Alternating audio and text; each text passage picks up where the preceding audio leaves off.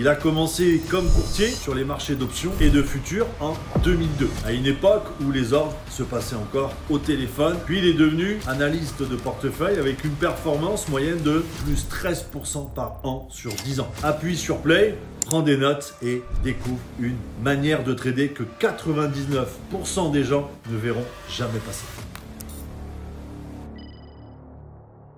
On va revenir sur un backtest, quoi, je dirais un petit peu. Donc de Baidu, c'est ça? De Baidu. Est-ce que tu peux nous expliquer déjà Baidu, c'est quoi comme...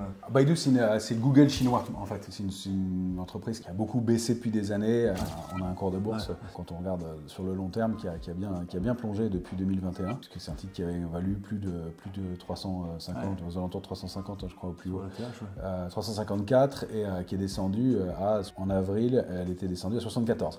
Donc, c'est une société qui a beaucoup baissé en Chine. Alors après, beaucoup baissé, c'est pas un critère, parce que beaucoup, 74, ça peut être 36 aussi, ça peut encore reperdre 50%. Et ça t'arrive des fois de rester très longtemps sur un actif comme ça, sans déclencher rien ou en attente de quelque chose, tu mets des alertes? Si tu n'as pas de signal, tu ne fais pas. Donc c'est toujours le même principe, prêt, enjou et feu. On entend souvent dire que les indicateurs, ils sont en retard. Moi, je trouve beaucoup. Tu as quelques indicateurs qui sont avancés. Il y en a quelques-uns qui sont assez intéressants pour ça. Et donc, il faut après savoir les utiliser les divergences sur des oscillateurs, par exemple, et puis voir si c'est cohérent par rapport à ton enquête. Pour sélectionner des valeurs, moi j'aime bien appliquer ce qu'on appelle la méthode top-down. C'est-à-dire qu'on va partir d'un marché le plus large pour aller chercher ce qui est le plus fort. En analyse graphique, le but, c'est pas de deviner ce qui va se passer, c'est de savoir ce que faisaient les grosses mains du marché, ce que font les gros acteurs, comment ils se comportent, où est-ce qu'ils vont mettre leurs intérêts. D'ailleurs, les meilleurs traders, ils disent toujours qu'ils n'ont pas acheté au plus bas ni vendu au plus haut. Ils ont gagné dans la tendance, et ça c'est déjà très bien. Et tu passes combien de temps par jour à peu près par rapport à tes analyses, qu'elles soient bonnes, pas bonnes, qu'il y ait un setup ou pas, c'est combien de temps à peu près de travail tous les jours, Romain?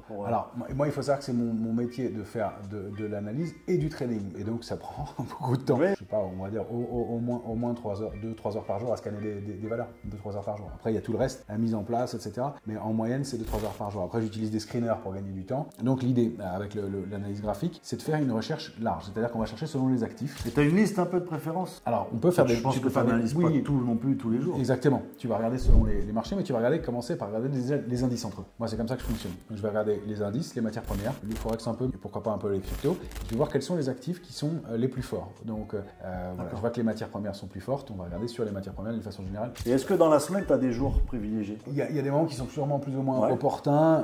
Après, en général, c'est quand tu vois un signal. Effectivement, le vendredi, fin de journée, c'est souvent des débouclages de position. Il peut y avoir des intérêts un peu contraires, surtout sur des indices. S'il y a une news, s'il y a des acteurs qui sortent, et c'est vrai que ça crée vachement de tu peux avoir des choses, un jour d'expiration sur les marchés dérivés, parmi les matières premières, lesquelles sont plus fortes. Alors ça, pour le déterminer, je vous donne tout de suite un secret, c'est ce qu'on appelle l'indicateur de force relative.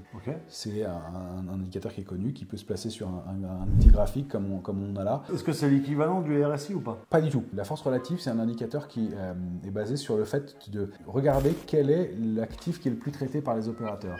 En fait, c'est simplement de diviser la progression d'un actif par un autre. Si le S&P monte plus que l'Eurostock 50, eh ben, on va avoir une courbe en hausse qui montre que le RSI est plus fort. Alors on le voit, on le sait que pour l'instant c'est le cas, donc c'est facile, mais quand tu le fais sur des dizaines d'actifs, c'est pas évident. Donc c'est de se dire, tiens, où est-ce que les opérateurs mettent leurs billets en ce moment? En Europe, très bien. Mais ils arrivent un peu sur des points hauts et ça va moins vite. Or, les indices asiatiques, les indices chinois notamment, ont commencé à progresser. Et on a vu Alibaba, on a vu Tencent qui progressait. Donc ça, tu le sais par le news flow, tu peux l'entendre, mais tu peux le voir avec les graphiques.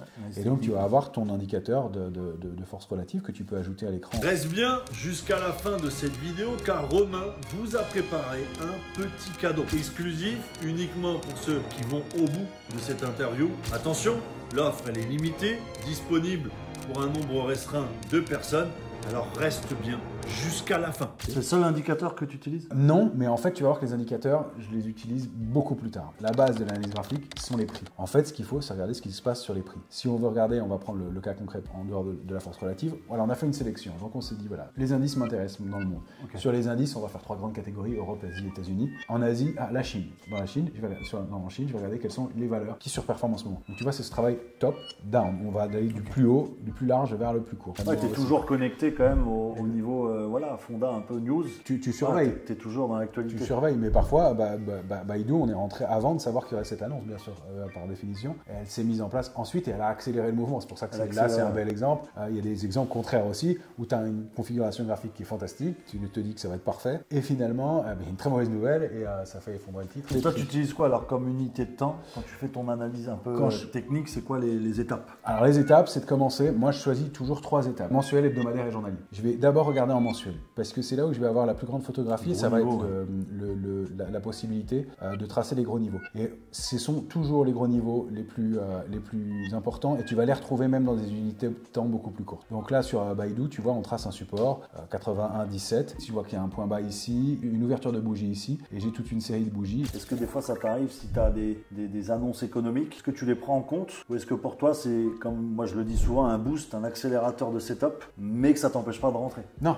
exactement. Ça va dépendre de quoi. Si tu as une nouvelle très très perturbante pour le marché, comme que personne n'a attendu, des taux d'intérêt qui viennent contre ce que le marché attendait, là il faut le prendre en compte. Mais c'est le débordement ou la rupture d'un niveau qui va permettre de déterminer ta prise de position ou non. Tu as un nombre de points de touche que tu... Minimum 3. Ouais. Minimum 3. Et plus il y en a, mieux ce sera. Ensuite, ce que je vais faire, c'est que je vais dupliquer ma ligne. Je vais tracer mes supports et mes résistances dans l'unité de temps la plus grande. Donc là, je vois que j'ai un gros niveau de résistance ici, aux alentours de 156. C'est des points 1 fois, 2 fois, 3 fois, 4 fois touchés ici. Donc il y a un gros niveau ici. Je vais le faire une fois de plus à ce niveau intermédiaire ici. Enlever l'aspect émotionnel et l'aspect lecture. Je dis souvent que l'analyse graphique, c'est pas de la réflexion. Tu dois réfléchir pour faire ton analyse, mais tu vas pas dire je pense que. Si tu commences à dire je pense que, plan, tu fais plus d'analyse. L'analyse, c'est de mettre des éléments ensemble de façon objective pour dire j'ai tant de probabilité que ça arrive à ce résultat-là. Maintenant, ça peut ne pas marcher, bien entendu, c'est le cas aussi fréquemment. Et c'est surtout que c'est pas ta réflexion. Ta réflexion, en fait, je dis souvent que le marché s'en fout de ce que je pense. Il faut dire qu'en analyse graphique, avant de parler d'indicateurs, de choses comme ça, c'est l'analyse des prix. C'était baissier. Hop, ça s'est arrêté de baisser en 2022, ça a rebondi, mais c'est pas allé plus loin que ce gros niveau de résistance. Et comme par hasard, c'est revenu ici.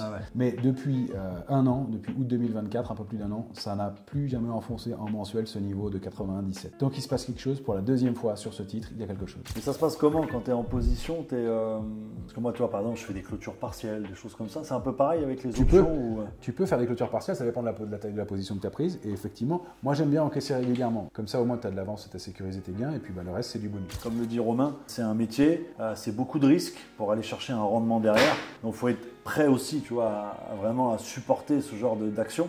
Et donc c'est bien de rappeler, ça peut paraître simple et de te dire, bah oui, je trace ça, je vais faire comme Romain et je vais gagner autant que lui ou je vais faire autant de rendement. C'est un peu faux, je dirais. C'est un peu biaisé. Le but ici, c'est vraiment de vous inspirer. Ça ne veut pas dire qu'à chaque fois vous allez être gagnant. Tu utilises aussi les gaps ou pas? Oui, bien sûr. Les gaps sont intéressants. Il y a 4 types de gaps. Il y a le gap commun qui sert à rien. Il y a le gap de rupture, ça rompt avec la tendance précédente. Tu peux avoir le gap de continuation qui te donne la moitié du parcours et puis tu as le gap d'épuisement. Donc voilà, il faut les comprendre, il faut savoir les lire, puis savoir quand tu peux leur donner une valeur ou non. Par ailleurs, la courbe des prix m'intéresse parce que si tu regardes, là, ça s'est arrêté de baisser, mais ça rebondit d'un coup, c'est violent. Là, ça a arrêté de baisser, ça a fait des mèches, c'est pas propre. Ici, si tu regardes, ça a fait une forme d'arrondi. Donc il se passe quelque chose, et cet arrondi, ça s'appelle un rounding bottom en analyse graphique. Et plus tu vas avoir cette forme-là, plus c'est un mouvement puissant qui se met en place. Est-ce que toi, tu as un journal de trade? Je le fais pas assez. Alors en fait, j'ai eu un journal, et à titre perso, je suis pas très bon élève là-dessus. Je le fais pas encore, donc je suis pas assez discipliné là-dessus. Mais je pense qu'il faut le faire parce que ça te permet d'enregistrer, ça te permet de voir où tu as bien réussi, ça te permet d'avoir un historique, de le voir. Et puis si ça marche pas, de comprendre pourquoi. Tu utilises un peu les figures chartistes ou pas? J'utilise beaucoup les figures chartistes,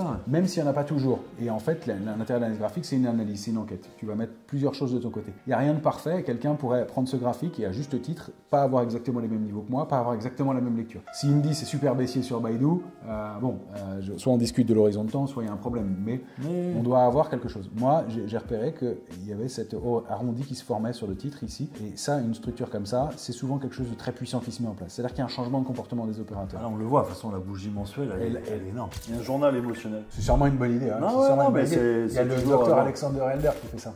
Il est excellent et c'est un ancien psychiatre qui s'est mis à la bourse. Et lui, il explique ça. Il prend son pouls le matin et il dit voilà, je suis fatigué, je suis pas fatigué, j'ai bien dormi, j'ai mal dormi, je suis de bonne humeur, je suis pas de bonne humeur, j'ai des soucis à régler, j'ai des trucs, j'ai du temps. Et il fait toute sa checklist. Et quand la checklist est faite, il dit bon, là, j'y vais ou j'y vais pas. Une fois que tu as fait en mensuel, tu zoomes en hebdomadaire. Tu vas essayer de relier tes unités de temps entre elles pour que tu aies de la cohérence. Ça, c'est la base du fonctionnement de l'analyse graphique. Il faut commencer par ça. Les prix, les supports et la résistance et éventuellement les tendances. Moi, j'accorde plus d'importance aux horizontales qu'aux obliques. Elles sont souvent plus piégeuses. Et là, on a une ligne ligne de tendance baissière qui s'est dessinée. Donc là, tu as une structure en triangle qui s'est Triangle, mise en c'est place. ça. Même si la base est plate, normalement, ça devrait sortir par le bas, mais si c'est un contre-pied que ça sort par le haut, ça peut donner aussi un signal. Alors, c'est une figure qui n'est pas facile à travailler parce qu'il faut la voir. Je vois qu'il se passe quelque chose, mais j'attends un déclencheur. Le déclencheur, c'est qu'elle était en train de débloquer, de déborder cette oblique baissière. On a déjà 2 points importants, une accélération haussière, et regarde les volumes, ce qui se passe. Ouais, les volumes. Ils sont en train de monter. On l'entend aussi sur les réseaux, forcément. Mettre un stop, c'est dommage. Mettre un stop, des fois, on le voit très bien, on est stoppé, le marché repart derrière. Qu'est-ce que tu en penses de cette... Si c'est du trading, pas avoir de point de sortie. Alors, il y en a qui préfèrent le faire à la main, mais il faut un mental solide parce que quand ça part d'un coup c'est sûr. et que c'est trop tard, Ouais, tu as le risque de slippage avec les stops. Mais ne pas avoir de point de sortie, au moins, qu'il soit encore une fois mécanique ou grâce à une option ou manuel si tu as la discipline pour le faire. Mais il faut bien sûr avoir un point d'entrée, un point de sortie et un point où on accepte que son scénario est plus bon. Et protéger son capital, c'est quand même la priorité quand tu fais du trading. Sûr, c'est pas que penser au rendement, que au gain, que à ce que tu vas faire, mais surtout parce que quand tu n'as plus de capital, tu peux plus aller sur les marchés. Quand tu rentres en position, c'est quoi un peu l'ordre de ton stop que tu es prêt à perdre? Si tu trades en directionnel pur, donc tu achètes Baidu comme en action, tu vas essayer d'avoir un ratio risque-rendement, on dit qu'il est de l'ordre de 1 pour 3. Maintenant, c'est qu'avec les options, tu peux faire complètement l'inverse. C'est-à-dire que tu vas avoir un tel taux de réussite qui n'est pas de la magie, c'est pas parce que tu as fait une très bonne analyse, c'est parce que tu mets des backtests et des outils de ton côté. Et donc quand tu vas prendre une position, tu vas te dire j'ai plus de chances de faire des choses. Ça t'arrive de réinjecter un peu dans ton capital ou est-ce que ton capital non, pas du tout par mettre d'argent frais pour des positions. C'est un piège. Justement, avec les options, tu peux faire un équivalent d'une moyenne à la baisse, mais qui est beaucoup plus malin et qui va te permettre d'avoir des stratégies pour rentrer de façon régulière, même si tu as tort, parce que trouver le bon point d'entrée sur une action. Mais si tu te dis que fondamentalement, tu es prêt à acquérir cette action, là, tu peux travailler grâce aux options, justement, encore une fois, dans cet état d'esprit de renforcer ta position, malgré le fait que le titre n'aille pas tout de suite dans le sens que tu veux. Et au contraire, de l'utiliser comme une opportunité. Et encore une fois, grâce aux options, va te baisser ton prix de revient. Et pour moi, il y a un énorme signal qui se mettait en place. Il y a de l'accumulation. Ouais. Tout ça, c'est une période d'accumulation. Ouais, ça, c'est des gros qui, à chaque fois, ça revient, ils achètent.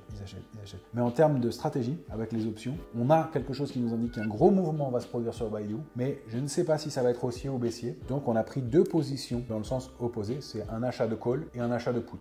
Un achat de put, c'est l'assurance de ta voiture. Donc, si ça baisse, tu es assuré. Ouais, tu vends à un prix fixé. Par exemple, tu vends à 80, tu es sûr que si Baidu descend sous 80, tout ce qui est en dessous de 80, tu le gagnes. Et puis, si tu achètes un call, donc une option d'achat, si elle dépasse 100, tout ce qui est au-dessus de 100, tu le gagnes. Donc, on ne savait pas graphiquement tout pointer vers le haut. On n'est pas devin, on n'est pas voyant. Exactement. Mais en statistique et en historique, il valait mieux prendre les deux en même temps en se disant qu'il allait y avoir un gros mouvement. Ça se trouve, c'était une fausse sortie et tu aurais pu gagner avec un mouvement de baisse au final. C'est pour ça qu'on a choisi ce cas-là, de parler de ce cas-là avec vous aujourd'hui. C'est parce que grâce aux options, la meilleure stratégie, c'était de prendre les 2 positions. Donc, on sait que l'une va probablement perdre toute sa valeur, mais on sait que le mouvement va être suffisamment puissant pour que l'une des 2 pattes d'options qui va gagner beaucoup plus que ce que tu as perdu. Et donc, ça s'est mis en place et ça s'est déclenché. Est-ce que tu as quelque chose à rajouter?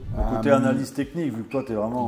Prenez le temps, formez-vous. L'analyse technique, ça a l'air d'être très sympa parce que c'est facile, on dessine, en plus c'est visuel, c'est agréable. Ça répond à des critères très précis. Il faut vraiment comprendre la base de l'analyse. Les prix et le volume, c'est la base. Les intérêts sur les marchés dérivés aident beaucoup à comprendre aussi les comportements des opérateurs et à détecter des choses parfois. C'est pas le tout de faire uniquement des dessins, mais de comprendre l'enjeu, comprendre les configurations de bougies aussi, etc. Utiliser correctement l'analyse graphique parce que malheureusement, on voit souvent des petits dessins sur Internet avec des petites animations, avec un gars qui dessine un biseau et puis hop, on arrive en haut du biseau et après ça s'effondre et voilà, et la cible c'est le pied du biseau. Ça c'est très bien en théorie. En pratique, le biseau il a 30% de fiabilité. Oui, c'est les plus communes, mais c'est pas les plus fiables. C'est pas les plus fiables, c'est les plus difficiles à traiter et puis il faut voir dans quel contexte elles se construisent. Et donc c'est cette analyse, c'est cette enquête globale qui va te permettre de bien la tracer avec les bon nombre de confirmations, avec le bon nombre d'évolutions à l'intérieur du biseau. Donc c'est vraiment de faire les choses de façon académique et comprendre que c'est une discipline comme les autres et qu'elle nécessite un apprentissage. Non, c'est top. En tout cas, je te remercie Romain. Merci à toi. Partage et puis je vous dis à bientôt. Suite à la vidéo qu'on a enregistrée avec Sébastien, on vous a préparé une surprise. Vous allez avoir accès à une playlist que nous avons créée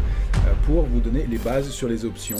Une playlist très complète avec une quinzaine de vidéos qui vous permettent pas à pas d'aller comprendre le fonctionnement des options. Cliquez dessus, allez voir ça, c'est gratuit et accessible pour les premiers qui auront cliqué sur ce lien.